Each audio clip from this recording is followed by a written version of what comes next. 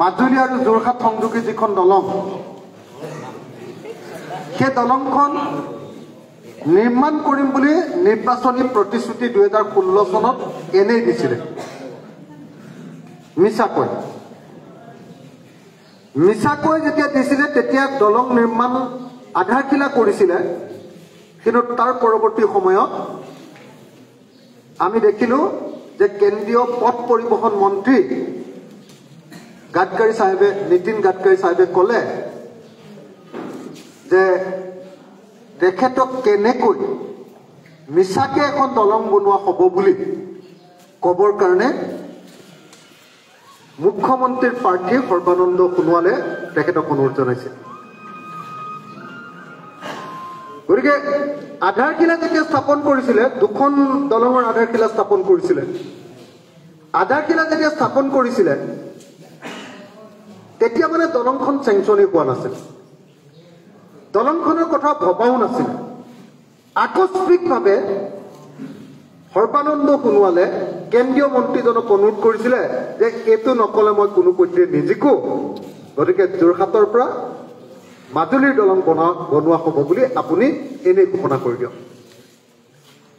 ঘোষণা কৰি দিলে তাৰ পৰৱৰ্তী সময়ত সৰ্বানন্দ সোণোৱাল ডাঙৰীয়া জিকিলে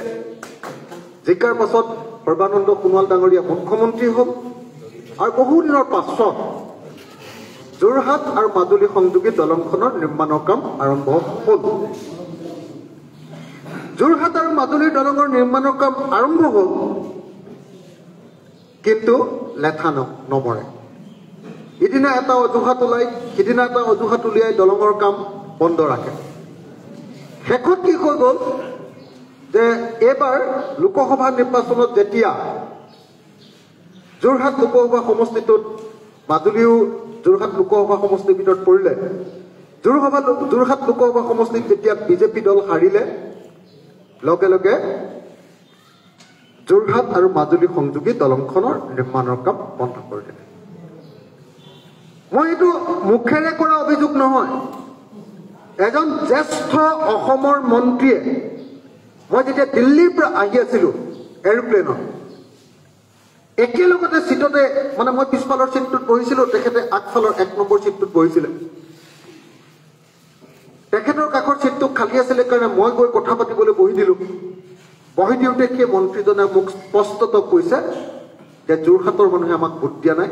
মাজুলীটো আমি কেইটামানহে বেছি ভোট পাইছো গতিকে যোৰহাট মাজুলী সংযোগী দলংখন নিৰ্মাণ কৰা নহয় মানুহবিলাকক সবকে ঘূৰাই পঠিওৱা হৈছে নিৰ্মাণকাৰী সংস্থা যোৰহাট মাজুলীৰ সংযোগী দলংখন কেতিয়াও ৰাজনীতিৰ হাতিয়াৰ হ'ব নোৱাৰে কোনোবাই কেইটামান ভোট বেছিকে পালে আৰু কোনোবাই কেইটামান ভোট কমকে পালে আগতকে কেইটামান কমকে পালে তাৰ কাৰণে যোৰহাট মাজুলীৰ এই দলংখন বন্ধ কৰি দিব যিখন দলং প্ৰত্যেকজন মাজুলীৰ মানুহৰ এটা সপোন এইটো কেতিয়াও হ'বই নোৱাৰে হয়নে নহয় বাৰু হয়নে নহয় যদি হয় মই সকলোকে একেলগতে এটা হাততালি বজাই এই দলংখনৰ কাম আৰম্ভ কৰিবৰ কাৰণে ক'বলৈ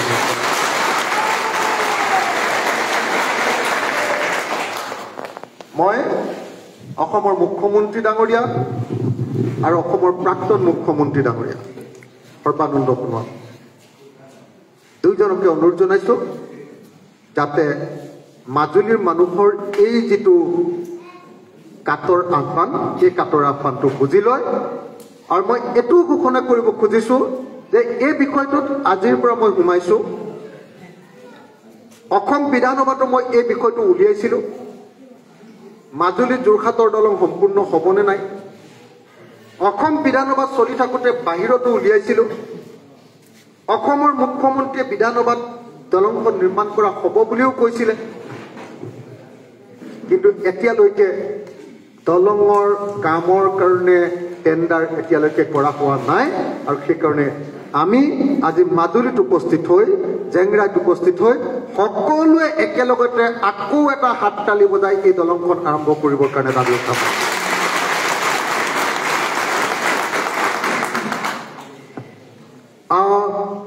মাজুলী বহুতে ভাবে যে অকল সত্ৰৰ কাৰণে মাজুলীখন বিখ্যাত বহুত সত্ৰ আছে আৰু সঁচাকৈ ঐতিহাসিক সত্ৰবিলাক আমাৰ ইয়াত আছে কিন্তু মাজুলী অকল সত্ৰৰ কাৰণে বিখ্যাত নহয় সত্ৰৰ কাৰণেতো বিখ্যাত হয়েই লগতে মই ভাবো যে মাজুলী বিখ্যাত ইয়াৰ প্ৰাকৃতিক পৰিৱেশৰ কাৰণে মানুহৰ জীৱন যাত্ৰাটোৰ কাৰণে ইয়াৰ মিচিং মানুহৰ জীৱন যাত্ৰা ইয়াৰ দেউৰী মানুহৰ জীৱন যাত্ৰা ইয়াৰ কৈবৰ্ত মানুহৰ জীৱন যাত্ৰা ইয়াৰ কুমাৰ মানুহৰ জীৱন যাত্ৰা ইয়াৰ কোচ কলিতা আৰু অন্যান্য সম্প্ৰদায়ৰ মানুহৰ যিটো জীৱন যাত্ৰা এই জীৱন যাত্ৰা অসমৰ যিকোনো এটা ঠাইৰ মানুহৰ জীৱন যাত্ৰাতকৈ এতিয়াও প্ৰাকৃতিক ধৰণৰ নেচাৰেল এতিয়াও মাজুলীৰ প্ৰত্যেক ঘৰ মানুহে আঠা লগা চাউলৰ ভাত খায় যিটো অসমৰ আন প্ৰায় সকলো ঠাইতে নাইকিয়া হৈ গৈছে অলপ আগতে মই যেতিয়া আহি আছিলো হঠাতে গাড়ীখন ৰখালো অলপ কোনোবাই ফোনত কথা পাতিছে প্লিজ বন্ধ কৰক না অলপ কথাকেইটা মনোযোগ দিয়ক আমি ভাল কথা পাতিবলৈ গৈ আছো দেই ভুলত কথা নাপাতিব প্লিজ ফোনটো যিকোনো মিটিঙত থাকিলে ফোনটো বন্ধই ৰাখিব লাগে হা তো অলপ আগতে এতিয়া যেতিয়া আহি আছিলো আহি থাকোঁতে দেখিলো যে বহুত কেইগৰাকী মিচিং মহিলাই এখন বিলো নহয় ডুবি বুলি ক'ব পাৰি ডুবি এখনত মানে এনেকে আমাৰ বৰ চালনী বুলি কওঁ বৰ চালনী লৈ লৈ এনেকে মানে মাছ ধৰি আছে দেখিছো মাছ আহিছে বেলেগ বেলেগ তাৰ লগতে আমি লিংকৰি বুলি কওঁ আমি লিংকৰি বুলি কওঁ আপোনালোকে কি বুলি কয় জানো লিংকৰিয়ে কয় লিংকৰি তাৰপিছত কেঁকুৰা তাৰপিছত আকৌ হেৰি সৰু সৰু কুচিয়াৰ পোৱালি এইবিলাক ধৰি আছে ইমান ভাল লাগিছে পুৰণি দিনবিলাকৰ কথা আমি মাছ ধৰা তেখেতৰ ফোনটো অকণ বন্ধ কৰি দিয়ক না চুইচ অফ কৰাই দিয়ক না তেখেতে জনা নাই চাগে মানে সেই প্ৰাকৃতিক পৰিৱেশটো আজিৰ দিনত ক'তনো পাব অসমত তেনেকুৱা জেগা খুব কমেহে আছে য'ত এগালমান মহিলাই একেলগতে মাছ ধৰি আছে দেখিছো মাজুলীলৈ অহা ৰাস্তাৰ যিমানবিলাক গছ আছে বিশেষকৈ এডাৰ গছ আছে চবতে কপৌ ফুল লাগি আছে এতিয়া তাৰপিছত যাৰ ঘৰত ভাত খালো আজি জীৱনৰ প্ৰথম চাইমদ অকণো খালো মই নাখাওঁ বাৰু হালমানি এনে কিন্তু আজি ইমান মৰমত দিছে যে ভাবিলো নাই বেয়া কথা হ'ব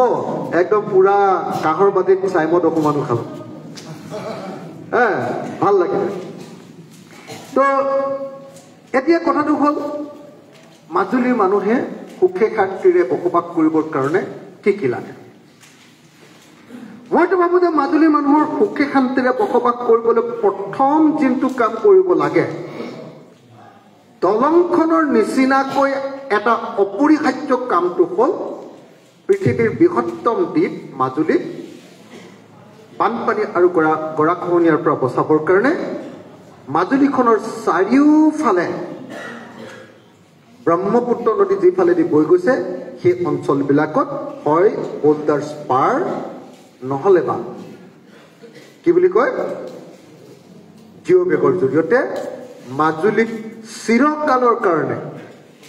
চিৰকালৰ কাৰণে সুৰক্ষিত কৰাৰ ব্যৱস্থা আমি গ্ৰহণ কৰিব লাগে হয়নে নহয় বাৰু মাজুলীত ৰাস্তা হৈছে ভাল কথা আগতকে সৰ্বানন্দ সোণোৱাল ডাঙৰীয়াৰ দিনত ৰাস্তা ইয়াত হ'ল ইয়াত চাৰ্কিট হাউচো হ'ল ইয়াত ডিচি অফিচো হৈছে কিন্তু আটাইতকৈ গুৰুত্বপূৰ্ণ মাজুলীৰ মানুহৰ কাৰণে আটাইতকৈ গুৰুত্বপূৰ্ণ যিটো কাম সেইটো হ'ল বানপানী আৰু গৰাখহনীয়াৰ পৰা মাজুলীবাসীক সুৰক্ষিত কৰা হয়নে নহয় বাৰু এইটো বেছি গুৰুত্বপূৰ্ণ নহয় জানো গতিকে মই ভাবোঁ যে আমি দ্বিতীয় যিটো কামত আটাইতকৈ গুৰুত্ব দিব লাগিব মাজুলীয়ে দলঙৰ পাছতে দলংখনটো এতিয়া চলি আছে কাৰণে এখনত আমাৰ জ্বলন্ত এটা সমস্যা হিচাপে আমি এইটো কৰিব লাগিব কিন্তু আটাইতকৈ গুৰুত্ব দিবলগীয়া কথাটো হ'ল মাজুলীৰ সুৰক্ষাৰ প্ৰশ্নটো মাজুলীৰ সুৰক্ষাৰ প্ৰশ্ন মাজুলীক যদি সুৰক্ষিত কৰিব নোৱাৰো তেতিয়াহ'লে সত্ৰ যেনেকৈ নাবাচে তেনেকৈ মাজুলীৰ জেংৰাই মুখৰ মিচিং মানুহৰ ঐনিতমো নাবাচিব মাজুলী যদি নাবাচে তেতিয়াহ'লে মাজুলীৰ এইটো কি অঞ্চল আছিলে কুমাৰ থকা হালমৰা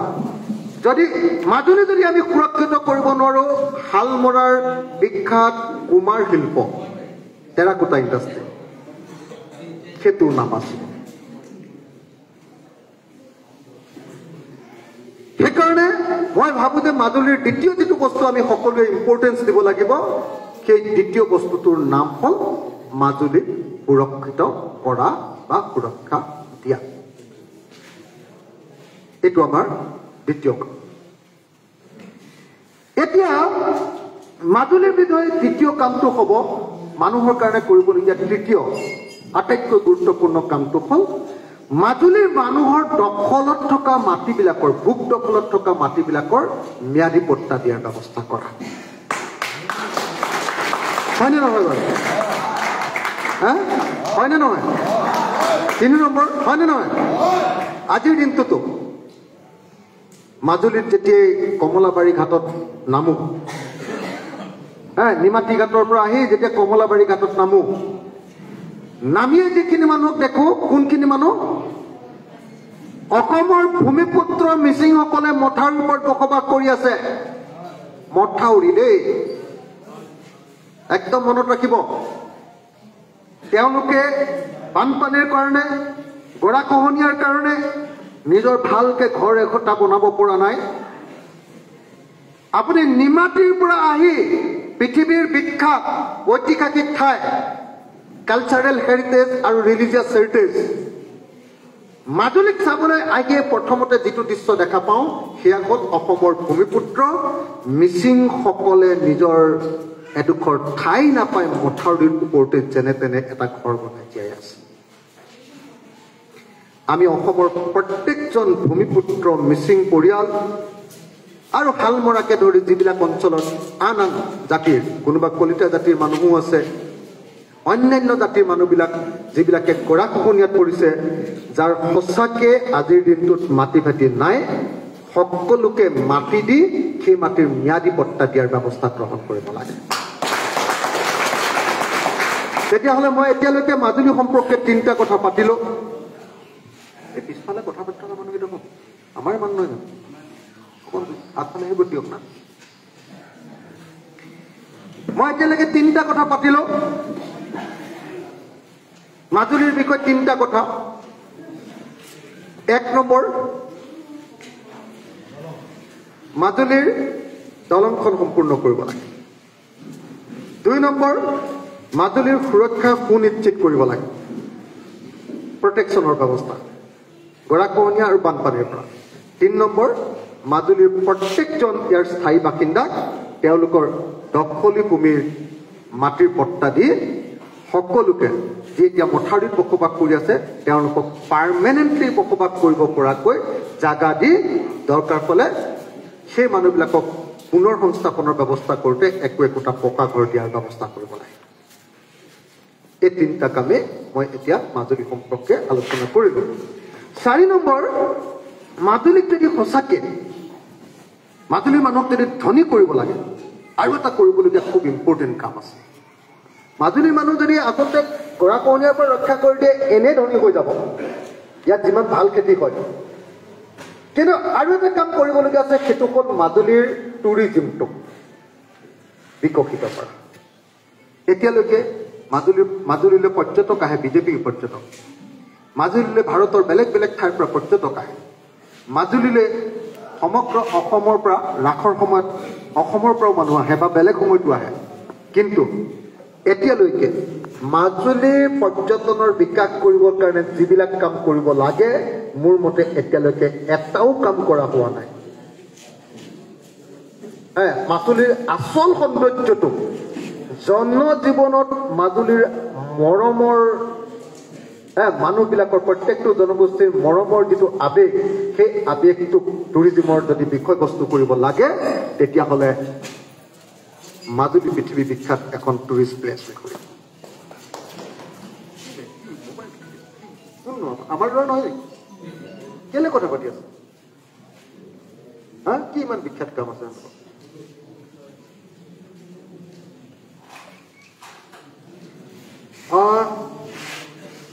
মই চাৰিটা বিষয়ে মাজুলীৰ বিষয়ে কৈ এতিয়া অসমৰ বিষয়ে সামগ্ৰিকভাৱে অসমৰ মানুহৰ অৱস্থাৰ কি পৰিৱৰ্তন হ'ব সেইটোৰ বিষয়ে ক'ব খুজিছোঁ এইকেইদিন মানে অসম গোটেই তুলপাৰ লাগি আছে অৰুণোদয়ক লৈ হয়নে নহয় কালি মই শিৱসাগৰত যেনে তেনে অৰুণোদয় বস্তুটো ঠিক ঠাক কৰি আহিছোঁ নহ'লে মানে এইবাৰ ময়ে মাৰ খালোহেঁতেন নেকি ঠিক নাই মানে অৰুণোদয় যদি নাপায় কোনোবাই বুজিছেনে নাই এনেকুৱা হুলস্থুল লাগি আছে নহয় অৰুণোদয়ক লৈ কি হ'ল জানেনে আমাৰ সমষ্টি শিৱসাগৰ অৰুণোদয় এপ্লিকেশ্যন দিছে ৪২,০০০ অৰুণোদয় দিব পাৰোঁ চৰকাৰৰ ঘৰৰ পৰা আহিছে মুঠ পুৰণি আৰু নতুন মিলাই ২৮,০০০ শিৱসাগৰ সমষ্টি বাকীখিনিক দিব নোৱাৰো ১৪,০০০ মানুহক দিব নোৱাৰো ইমান হুলস্থুল লাগিছে নহয় মানে আপুনি ৰাতিপুৱাৰ পৰা মই যে এই দুদিন শিৱসাগৰত আছো গধূলি ৰাতিপুৱা মহিলাসকল আহি মোক কৈ আছে যে ছাৰ এনেকে নহ'ব আমাক দিবই লাগিব এতিয়া আপোনালোকে চাব দেই গাঁৱত এজন মানুহ আছে বুঢ়া মানুহ বয়সীয়াল মানুহ মানুহজনক চৰকাৰে ২৫০ টকা দিয়ে বৃদ্ধ পেঞ্চন ২৫০ টকা ইয়াৰ পৰা এখন কি ঠাই জেংৰাই পৰা যদি কমলা কি কয় গড়মূৰৰ যদি বেংকলৈ গৈ যদি পইচাটো আনিবলৈ যাবলগীয়া হয় এখন ৰিক্সা আমাৰ ইলেক্ট্ৰনিক ৰিক্সা তেতিয়াহ'লে অহা যোৱা আৰু একাপ চাহ খাই দিলে ২৫০ টকাটো তাত থাকে হয়নে নহয় কওক আনকি কোনোবাই যদি ঠিক আছে ঘৰৰ ওচৰতে বেংকটো তাতে পইচাটো পায় সেইটো উলিয়াই আনিলেও ১ কেজি হৰলিক্স কিনিবৰ কাৰণেও ২৫০ টকাৰ হয়নে নহয় কওক আপোনালোকে 1 কেজি হৰলিক্স কিনিবৰ কাৰণেও তেখেতৰ নোজোৰে বুঢ়া মানুহজনৰ কাৰণে ঠিক তেনেকে বিধৱা মহিলাগৰাকীক দিছে ৩০০ টকা কিন্তু তাৰ পাছতো গাঁৱৰ প্ৰত্যেকজন বুঢ়া মানুহে এই ২৫০ টকাটো নাপালে বিৰাট অশান্তিত আছে যিবিলাকে পোৱা নাই কেলে কাৰণ ২৫০ টকাও গাঁৱত এতিয়া মেটাৰ কৰে সেইটো আমাৰ কাৰণে গুৰুত্বপূৰ্ণ কাৰণ আমাৰ হাতত কেছ পইচা বুলি যাক কয় নগদ ধন ১ পইচাও আমাৰ হাতত নাথাকে মহিলাগৰাকীয়ে যেতিয়া ১২৫০ টকা পায় তেতিয়াও আমাৰ গাঁৱৰ মহিলাগৰাকীয়ে আকাশ ঢুকি পোৱাৰ নিচিনা পায় কেলে কাৰণ ৰাতিপুৱাৰ পৰা গধূলিলৈকে ৰাতিপুৱা শুই উঠি চোতালখন ঝাৰু দিয়াৰ পৰা গোহালিটো সৰাৰ পৰা গৰুকেইটা মেলি দিয়াৰ পৰা ভাত ৰন্ধাৰ পৰা চাউল বাকী ধান শুকুৱাৰ পৰা তাৰ পাছত খেতি পথাৰলৈ যোৱা তাৰ পিছত ঘূৰি আহি আকৌ খৰিডাল ফলাৰ পৰা তাৰ পাছত আকৌ ৰাতি মতা মানুহটোৰ আঁঠুৱাখন তৰি দিয়ালৈকে ভাত ৰান্ধে দিনটো কেৱল কাম কাম আৰু কাম আৰু মিচিং মহিলা মানুহ হ'লেতো তাতকৈ বেছি কষ্ট তেওঁলোকেতো ডাঙৰ ডাঙৰ কোঠাৰ লৈ মই খৰি ফলাও দেখোঁ আমাৰ পিনেতো নোৱাৰে এতিয়াও সেইটো কিন্তু মিচিং মহিলাসকলে এতিয়াও কোঠাৰ লৈ খৰি ফলে আজি যেতিয়া মিচিং মহিলাসকলে যেতিয়া মাছ ধৰি আছে এগৰাকী আই মাতৃয়ে কৈছে মোৰ PSO জনে কৈছে মোৰ লগত অহা পুলিচজনে কৈছে যে কি বুলি ক'লে দেখিলে শুনিলে নাই ছাৰ মই বোলো নাই শুনা নহয় কি ক'লে আমাৰ মাইকী মানুহৰ জীৱনটো বৰ টানো ছাৰ এনেকে বুলি কৈছে এই যে ১২৫০ টকাটো মহিলাসকলক দিয়ে বহুতে কয় বিৰোধী দলে আমাৰ নিচিনা বিৰোধী দলবিলাকে কয় যে কি অৰুণোদয় দি মানুহ কিনিব খুজিছে অৰুণোদয় দি মহিলাবিলাকৰ ভোট ল'ব খুজিছে কিন্তু মই এটা কথা কওঁ মই অলপ বেলেগ ধৰণৰ বিৰোধী মই এটা কথা কওঁ মই ভাবোঁ অৰুণোদয় কেৱল গাঁওখনৰ কেইজনীমান মহিলাক নহয় গাঁওখনত যিমান ৰেচন কাৰ্ড থকা পৰিয়াল আছে সকলো পৰিয়ালৰ মহিলাবিলাককে অৰুণোদয় দি দিব লাগে আৰু অৰুণোদয়ৰ পৰিমাণটো 1250 টকা নহয় অন্ততঃ 3000 মান টকা কৰিব লাগে চৰকাৰেও বহুত টকা দিব নোৱাৰে কিন্তু 3000 মান কৰিব লাগে কৰিলে কি হ'ব জানেনে এতিয়া যেটো কৰিছে অৰুণোদয় দি এতিয়া অৰুণোদয়টো দি গাঁওখনত 20 গৰাকী মহিলা আছে 10 গৰাকীক দিলে 10 গৰাকী নেপালে গতিকে এটুক লৈ পলিটিক্স যে বিজেপিক যি ভোট দিব তাকে অৰুণোদয় দিয়ে অখিল গগৈ মিটিংলৈ গ'লে বা কংগ্ৰেছৰ মিটিংলৈ গ'লে অৰুণোদয় কাটি দিয়া হ'ব এই পলিটিক্স বন্ধ কৰিব লাগে কাৰণ হিমন্ত বিশ্ব শৰ্মাৰ দেউতাকৰ ঘৰৰ পৰা টকা আমি আমাক অৰুণোদয় দিয়া নাই আমাৰ টকাৰে আমাক অৰুণোদয় দিছে আৰু সেইকাৰণে এগৰাকী মহিলাক নহয় দিছে যদি সকলো মহিলাকে দিব লাগে আৰু টকাৰ পৰিমাণটো 3000 কৰিব লাগে যাতে প্ৰত্যেক গৰাকী মহিলা ঘৰৰ ডেকা ল'ৰাটোৱে মাহেকত এটা মোবাইলৰ চাৰ্জ ভৰাবৰ কাৰণে মোবাইলত যে কি ভৰাইটো ৰিচাৰ্জ যে ভৰাই ৰিচাৰ্জ ভৰাবৰ কাৰণে মাকৰ পৰা যেতিয়া 200 টকা খুজি ল'ব তেতিয়া মাকলে অলপ সন্মান কৰি থাকিব যেতিয়া মহিলাগৰাকীয়ে নিজৰ টকাৰে গাঁৱৰ দোকানখনৰ পৰা 1 লিটাৰ মিঠাৰ তেল কিনি আনিব বা গেছটোকে কিনি আনিব সেই মাহটোৰ তেতিয়া মহিলাগৰাকীৰ মৰ্যাদা সন্মান বৃদ্ধি পাব সেইকাৰণে মই ভাবো যে আমাৰ নিচিনা দুখীয়া সমাজ এখনত সকলো মহিলাকে এগৰাকীক নহয় দুগৰাকীক নহয় সকলো মহিলাকে অৰুণোদয় দি দিব লাগে আৰু এটোৰ পৰিমাণ অন্ততঃ পক্ষে 3000 হ'ব লাগে আৰু বৃদ্ধ পেঞ্চন আৰু বিধৱা পেঞ্চনো মিনিমাম 3000 হ'ব লাগে এটুক লৈ মই অসম বিধানসভাত সদায় কথা কৈ আছো আপোনালোকে শুনিছেনে নাই বাৰু মই ধৰি আছো বুলি জানে না নাই মই ধৰি আছো মই বেলেগ বিৰোধী বিলাকৰ নিচিনাকে এই বিজেপিয়ে দিছে কাৰণে এটো বস্তু বেয়া এনেকে মই নকওঁ মই যেটো সঁচা হেতু সঁচা কম ভাল পালে কোনোবাই বেয়া পালে মোৰ লগত কথা নাই সেইকাৰণে মই আপোনালোকক আকৌ কৈছো যে আমি সকলোৱে মিলি আমাৰ যদি চৰকাৰ হয় মই এই কথাটো আকৌ কৈ লৈছো দেই আমাৰ যদি চৰকাৰ হয় এবাৰ আমি আপোনালোকে জানেনে 26 অক্টোবৰ তাৰিখৰ পৰা মই ঘৰলৈ গৈ কোনোদিন হোৱাগে নাই ঘৰলৈ গৈ ঘৰত এনেই থকাকে নাই 26 অক্টোবৰ পৰা 26 অক্টোবৰৰ পৰা মই ঘৰৰ পৰা ওলাইছো সেইদিনাৰ পৰা মই গোটেই গাঁৱে গাঁৱে ঘূৰিয়ে ফুৰিছো এইকাৰণে ঘূৰি ফুৰিছো যে মই সেইদিনালৈকে ঘৰলৈ নোসোমাও বুলি ভাবিছো যিদিনালৈকে অসমৰ পৰা বিজেপি চৰকাৰক বিদায় দিব নোৱাৰো সেইদিনালৈকে মই ঘৰত থাকিব লাগিব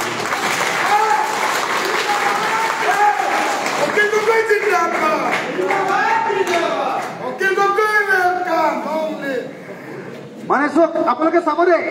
মই এইটো কথা কৈ দিয়াৰ লগতে বহুত মানুহে চিঞৰিছে কৈছে যে হয়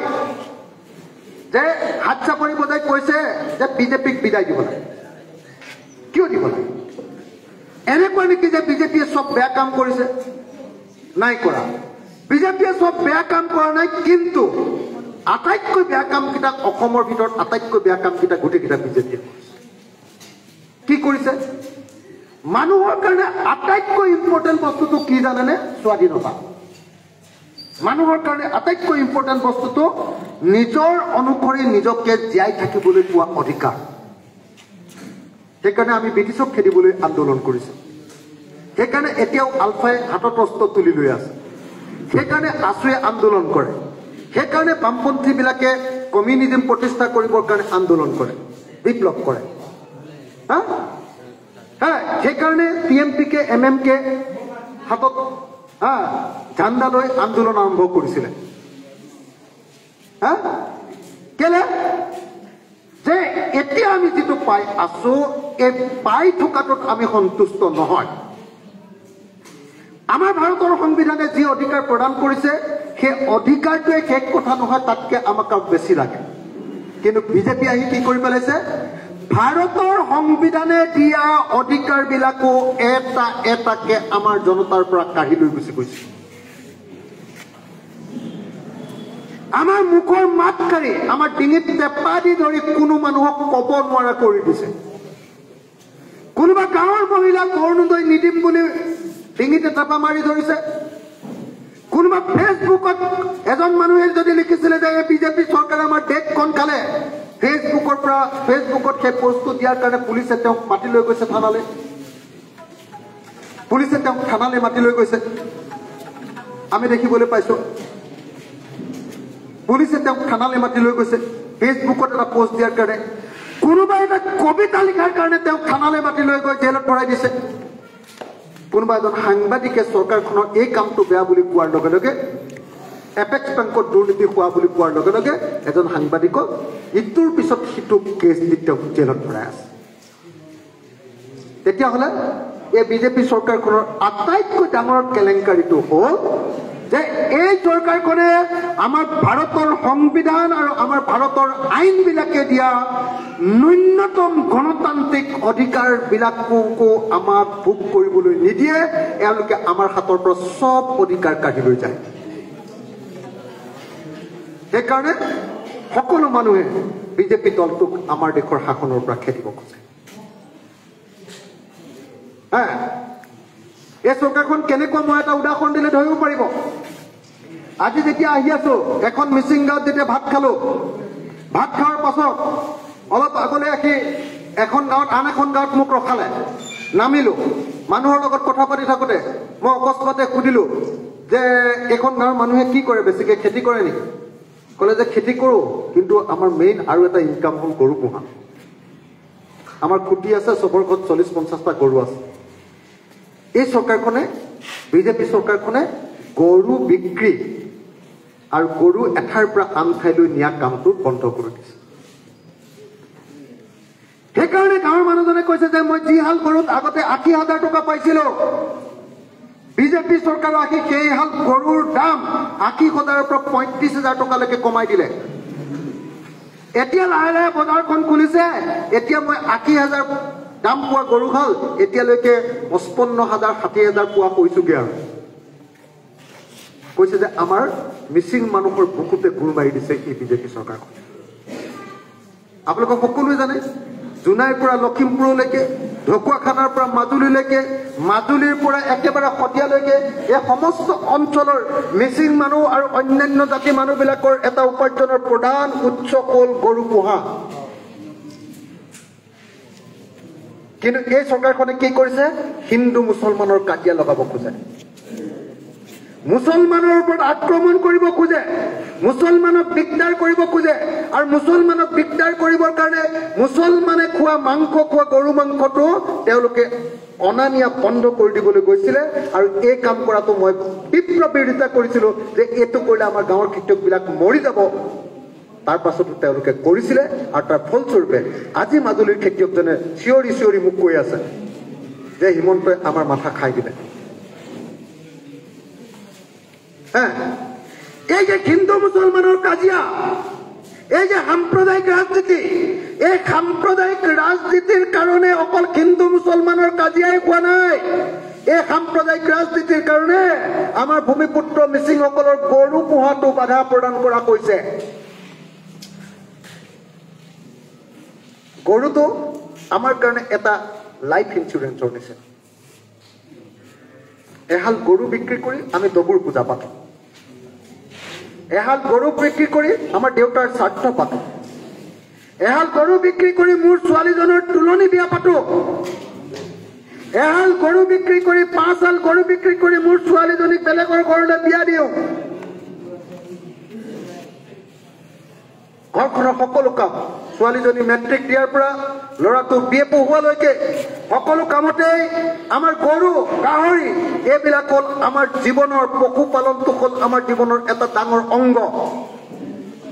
কিন্তু হিন্দু মুছলমানৰ কাম কৰিবলৈ গৈ এই বিজেপি চৰকাৰে আমাৰ জীৱনৰ এই মূল জীৱিকাৰ উৎসটোৰ ওপৰতে হাত দি দিছে। আমি খেতিয়কবিলাকে গৰুৰ দাম 80,000ৰ পৰিৱৰ্তে 35,000 পাইছো,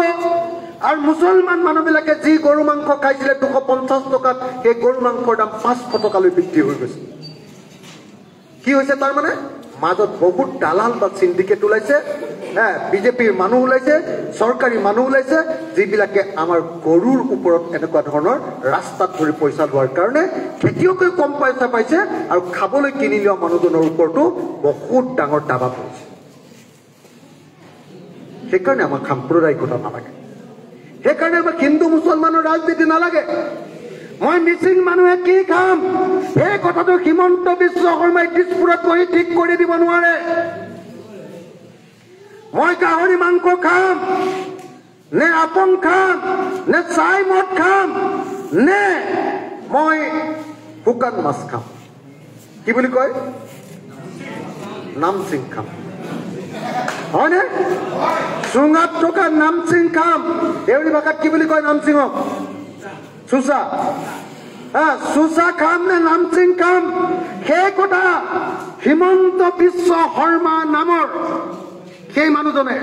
যিজন মানুহে কেতিয়াও গাঁৱত থাকি পোৱা নাই, যিজন মানুহে কেতিয়াও নাঙলৰ মুঠিত ধৰি পোৱা নাই, যিজন মানুহে জীৱনত কেতিয়াও নাঙল ধৰিব নাপায়, সেই মানুহজনে আমাৰ গাঁৱৰ মিচিং মানুহজনৰ জীৱন আৰু জীৱিকাৰ ওপৰত কেতিয়াও হাত দিব নোৱাৰে। হয়নে নহয় ৰাইজ? হয়নে নহয়? হয়নে নহয়? সেইকাৰণে ইয়াৰ পৰা ভূমিপুত্ৰ মিচিংসকল, ভূমিপুত্ৰ দেউৰীসকল, ইয়াৰ কোচ কলিতা মানুহসকল, ইয়াৰ প্ৰত্যেকজন মানুহে মাজুলীৰ পৰা চিঞৰি চিঞৰি ক'ব লাগে যে আমি কেনেকৈ জীয়াই থাকিম সেইটো দিছপুৰত বহি হিমন্ত বিশ্ব শৰ্মাই থিৰ কৰি দিব নোৱাৰে। মই কেনেকৈ জীয়াই থাকিম, মই কেনেকৈ বিয়া পাতিম, মিচিং চাংঘৰৰ পৰা ল'ৰাটোৱে কনেংজনীক পলুৱাই নিব নে অন্য কিবা ব্যৱস্থাৰে নিব, এইটো মই নিজে সিদ্ধান্ত। মন্দিৰত বিয়া পাতিম নে ঘৰত কলপটুৱাৰ চালি দি, কি কয় কলপটুৱাৰ ৰভা দি বিয়া পাতিম, সেই সিদ্ধান্ত মই নিজে লওঁ। সেই সিদ্ধান্ত মোৰ সংস্কৃতিৰ ওপৰত হাত দিয়াৰ অধিকাৰ কোনো হিমন্ত বিশ্ব শৰ্মাৰ কেতিয়াও নাই, কোনো RSS আৰু বিজেপিৰ নাই। RSS আৰু বিজেপিয়ে আমাৰ প্ৰত্যেকটো জনজাতিৰ মানুহৰ জীৱন যাত্ৰাৰ ওপৰত হাত দিছে, মিচিঙৰ জীৱনৰ ওপৰত হাত দিছে, কাৰ্বিৰ জীৱনৰ ওপৰত হাত দিছে, বড়োৰ জীৱনৰ ওপৰত হাত দিছে, ডিমাছাৰ জীৱনৰ ওপৰত হাত দিছে, দেউৰীৰ জীৱনৰ ওপৰত হাত দিছে, আহোমৰ জীৱনৰ ওপৰত হাত দিছে, কোচ কলিতাৰ জীৱনৰ ওপৰত হাত দিছে, ব্ৰাহ্মণৰ জীৱনৰ ওপৰত হাত দিছে, আৰু কোনো চৰকাৰক আমি কেতিয়াও এনেকৈ আমাৰ জীৱনৰ ওপৰত হাত দিবলৈ দিব নোৱাৰো।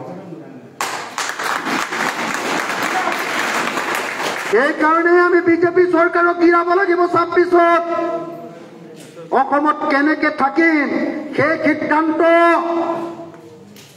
ভূমিপুত্ৰ অসমতে জন্ম লভা মিচিংসকলক বাহিৰৰ পৰা অহা হিমন্ত বিশ্ব শৰ্মাই শিকাব নোৱাৰে। সেই কথাটো বুজি উঠিব লাগে। আমাৰ ভূমিপুত্ৰসকলৰ ওপৰত, আমাৰ জনজাতিসকলৰ ওপৰত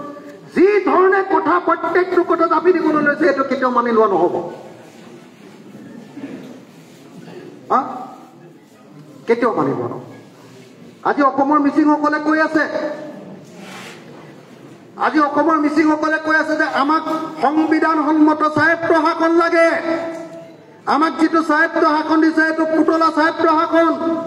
আমাক যিটো MSc দিছে সেই MScৰ কোনো ক্ষমতা নাই। আমাক সংবিধানে স্বীকৃতি দিয়া স্বায়ত্ত শাসন দিয়া। এসময়ত সেই কথা ৰমেশ পেগুৱে কৈছিলে, এসময়ত সেই কথা ভুৱন পেগুৱে কৈছিলে, কিন্তু যেতিয়া এই বিজেপিৰ ওচৰলৈ গ'ল তাৰ পাছত তেওঁলোকৰ মুখবিলাক শুকাই গ'ল, তেওঁলোকৰ ডিঙিবিলাক এনেকৈ শ্ৰদ্ধেয় ৰাইজ, সেইকাৰণে মই আপোনালোকক কৈছো, আপোনালোকক এটা কথা ক'ব খুজিছো, আমি ৰাইজৰ দলে অসমৰ আন বিৰোধী দল কংগ্ৰেছ, CPI, CPM, CPIML, ৰাইজৰ দল, অসম জাতীয় পৰিষদ যিমানবিলাক বিৰোধী দল আছো একলগ হ'ব খুজিছো, একলগ হ'বলৈ গৈ আছো, আৰু 2026 চনত বিজেপিক আমি ব্ৰহ্মপুত্ৰত উটুৱাই দিব। 2026 চনত আমি সাম্প্ৰদায়িক বিজেপিক, ফেচিবাদী বিজেপিক, অসমৰ মানুহৰ ওপৰত হাত দিয়া বিজেপিক, অসমৰ মানুহৰ ভাষা সংস্কৃতিৰ ওপৰত হাত দিয়া আৰু অসমলৈ বাংলাদেশৰ পৰা বিদেশী আনিব খোজা বিজেপিক আমি 2026 চনত অসমৰ ৰাজনীতিৰ পৰা বিদায় দিম। মই আপোনালোক সকলোকে তাৰ কাৰণে একলগ হ'বৰ কাৰণে অনুৰোধ কৰিছো। কিন্তু অকল এইকেইটা কাৰণৰ কাৰণে অকল বিজেপিক খেদিব খোজা নাই। আমি যি চৰকাৰ আনিম এই চৰকাৰে কি কাম কৰিম আমি যি চৰকাৰ আনিম এই চৰকাৰে 5টা কাম কৰিম 5টা কাম আমাৰ নতুন চৰকাৰে বিৰোধী ঐক্য মঞ্চৰ চৰকাৰে ৰাইজৰ দলৰ যদি চৰকাৰ হয় ৰাইজৰ দলৰ ওপৰত ডিপেণ্ড কৰি নিৰ্ভৰ কৰি যদি কোনোবা চৰকাৰ হয় বা ৰাইজৰ দলে যদি চৰকাৰ কৰে তেতিয়াহ'লে আমি 5টা কাম কৰিম এক অসমৰ প্ৰত্যেকডৰা পথাৰ বানপানীৰ পৰা ৰক্ষা কৰি প্ৰত্যেকডৰা পথাৰত পানী যোগান ইৰিগেশ্যন জলসিঞ্চনৰ ব্যৱস্থা কৰিম আৰু এডৰা পথাৰতে যাতে খেতিয়কে এবছৰত 3বাৰ বা 4বাৰ খেতি কৰিব পাৰে ৰাউণ্ড দা ইয়েৰ গোটেই বছৰ খেতি কৰিব পৰা প্ৰত্যেকখন পথাৰ গোটেই বছৰ খেতি কৰিব পৰা পথাৰ পৰিণত কৰে আৰু গোটেই বছৰ খেতি কৰিবৰ কাৰণে গৰুৰে মহেৰে খেতি কৰিলে নহ'ব তাৰ কাৰণে কি কৰিম প্ৰত্যেকখন গাঁৱত 2খন 3খন ট্ৰেক্টৰ দিয়াৰ ব্যৱস্থা কৰিম ডাঙৰ ট্ৰেক্টৰ প্ৰতিখন গাঁৱত মানুহবিলাকে যিটো খেতি কৰিব তাতে সোনকালে উৎপাদন হোৱা বীজ দিম বেছিকৈ উৎপাদন হোৱা আৰু কম সময়ৰ ভিতৰত সোনকালে ডাঙৰ হোৱা আমি কঠীয়া দিম আৰু যিবিলাক সকলো মানুহকে আগতে ক'লো যে মাটিৰ পট্টা দিম আৰু যিবিলাক মানুহে খেতি কৰিব তেওঁলোকক মাটিৰ খাজনাও ফ্ৰী কৰি দিম আৰু যিবিলাক মানুহে খেতি নকৰিব মাটিত পানী যোগান দিয়াৰ পাছতো যদি খেতি নকৰে তেতিয়াহ'লে তেওঁলোকৰ মাটিৰ ওপৰত 5 গুণ খাজনা বঢ়াই দিম ভাল হ'বনে বেয়া হ'ব খেতি নকৰাকেইটাক অলপ শাস্তি দিয়া ভাল হয়নে নহয় হিমন্তই এনেই মাটি পেলাই থ'লে নহ'ব নহয় নলবাৰীত হয়নে নহয় হিমন্ত বিশ্ব শৰ্মাই এনেই মাটি পেলাই থ'লে নহ'ব নহয় হয়নে নহয় খেতি কৰিব লাগে আমিতো খেতি কৰোঁ ভাই আমাৰ মিচিং মানুহে খেতি কৰে আমাৰ বড়ো মানুহে খেতি কৰে আমাৰ আহোম মানুহে খেতি কৰে আমাৰ কলিতা মানুহে খেতি কৰে আমাৰ কোচ মানুহে খেতি কৰে আমাৰ ৰাজবংশী মানুহে খেতি কৰে আমি চবেই খেতি কৰোঁ তোমালোকে খেতি পেলাই থোৱা বেলেগৰ জৰিয়তে কৰা আমিতো আমাৰ খেতি নিজে কৰোঁ হয়নে নহয় খেতি কৰা প্ৰত্যেকজন মানুহকে মাটিৰ খাজনা ফ্ৰী দিয়া হ'ব আৰু খেতি নকৰাবিলাকক খাজনা 5 গুণ বঢ়াই দিয়া হ'ব হয়নে নহয় এইটো 1 নম্বৰ তেতিয়াহ'লে মই কি ক'লো অসমৰ মানুহ যদি ধনী হ'ব লাগে এবাৰ খেতি কৰি পথাৰডৰা পেলাই থ'লে নহ'ব এডৰা পথাৰত 2বাৰ 3বাৰ 4বাৰ খেতি কৰিব লাগিব যেতিয়া আপুনি 3বাৰ খেতি এডৰা পথাৰতে কৰিব নিজে নিজে এডৰা পথাৰে পোৱালি দি 3ডৰা হ'ব 10 বিঘা যেতিয়া মাটি আপোনাৰ ঘৰত থাকিব 3বাৰ খেতি কৰি দিলে 10 পূৰণ 3 30 বিঘা মাটি হ'ব আৰু 30 বিঘা মাটিত যেতিয়া খেতি কৰিব হিমন্ত বিশ্ব শৰ্মাই যিমানবাৰ মাতিলেও 10,000 টকা দিম আত্মসহায়ক গোট আহৈ বাইদেউ 10,000 টকা দিম এই বুলি মাতি থাকিলেও মহিলাবিলাকে ক'ব এই তোৰ 10,000 টকা নালাগে তোৰ যদি খাবলৈ পোৱা নাই মোৰ ঘৰৰ পৰাই বৰা চাউল 1 বস্তা দিছোঁ খা জহনি যোৱা বুলি ক'ব হয়নে নহয় কওক মই যিটো কথা কৈছোঁ যে অসমীয়া জাতিক যদি সঁচাকৈ ধনী কৰিব লাগে পথাৰ পেলাই থ'লে নহ'ব বানপানীৰ কাৰণে পথাৰ পেলাই থওঁ ওপৰৰ পৰা বৰষুণ নিদিয়াৰ কাৰণে পথাৰ পেলাই থওঁ আৰু এতিয়াও অসমীয়া মানুহে বৰষুণ নিদিলে এতিয়াও ভেকুলীৰ বিয়া পাতোঁ হয়নে নহয় আৰে পৃথিৱীৰ কোন জাতিক ভেকুলীৰ বিয়া পতা দেখিছে কেলে আমি ভেকুলীৰ বিয়া পাতোঁ তাৰ কাৰণটো হ'ল আমাৰ পথাৰত পানী যোগান নাই হয়নে নহয় হিমন্তই কৈছে যে অসমক ভাৰতৰ 1 নম্বৰ ৰাজ্য কৰিম কিন্তু তাৰ ৰাজ্যখনত 1ডৰা পথাৰটো 1 টোপালো পানী নাই আৰু কেনেকৈ 1 নম্বৰ ৰাজ্য হ'ব হয়নে নহয় কওক মানুহটো ইয়াত দুখীয়া হ'বই সেইকাৰণে আপোনালোকে জানেনে অসমৰ এজন মানুহৰ এবছৰৰ ইনকাম 1,35,000 টকা কিন্তু আমাতকৈ সৰু ৰাজ্য গোৱা য'ত সাগৰ পায় তাতে সৰু ৰাজ্যখনতে এবছৰত এজন মানুহৰ ইনকাম 6,74,000 টকা